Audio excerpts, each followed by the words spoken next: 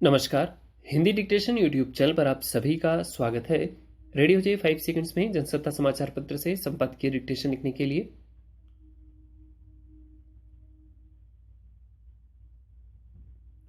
फिलहाल दुनिया में प्रत्यक्ष आतंकी हमलों का जोर अपेक्षया कम जरूर हुआ है, लेकिन यह अन्य स्वरूपों में अपने पांव फैला रहा है।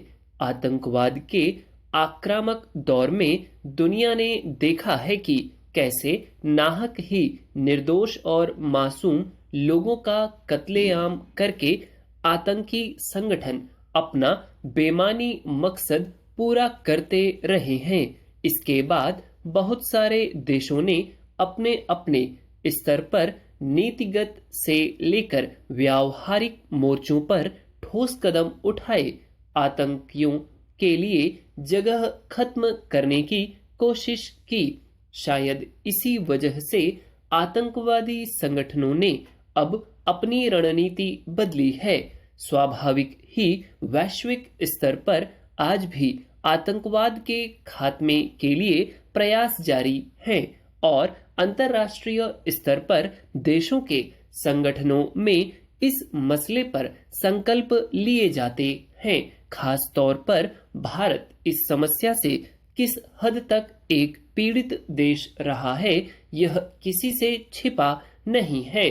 संयुक्त राष्ट्र से लेकर अमूमन सभी अंतर्राष्ट्रीय मंचों पर भारत ने आतंकवाद की गहराती समस्या के खिलाफ बार बार आवाज उठाई है और इसके लिए जिम्मेदार आतंकी संगठनों और इन्हें पनाह देने वाले देशों के विरुद्ध कार्रवाई की मांग की है।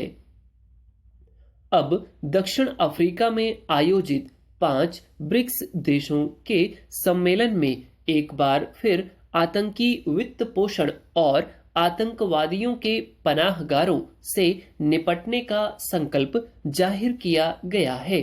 इस सम्मेलन में भारत ने साफ तौर पर अपनी धमक दर्ज की और कहा कि भारत अब वह देश नहीं रहा जो अपेक्षाकृत धीमी गति से घिसट कर चलता था।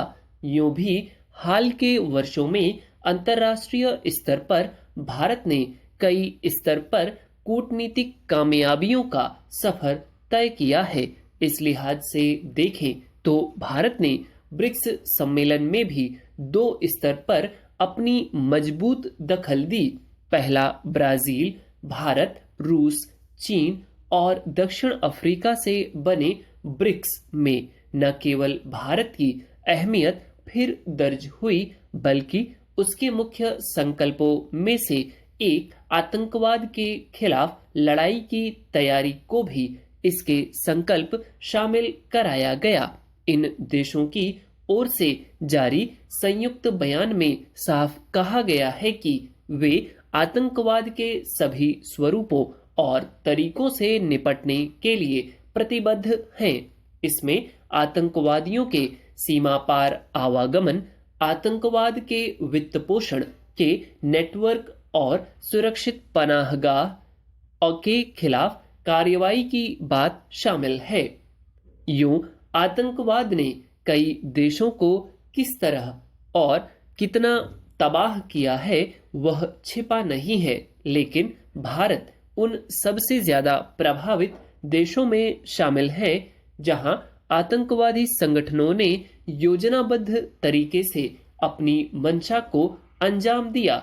हालांकि आतंकवाद के सफाए के लिए भारत ने जो अभियान चलाए उसी का नतीजा है कि अब आतंकवादियों के हौसले पस्त दिखते हैं, लेकिन विश्व भर में आतंकवादी संगठनों के काम करने के जो तौर तरीके हैं उस पर नजर रखना और उनकी बदलती रणनीति के मुताबिक तैयार होना सावधानी के लिहाज से जरूरी है।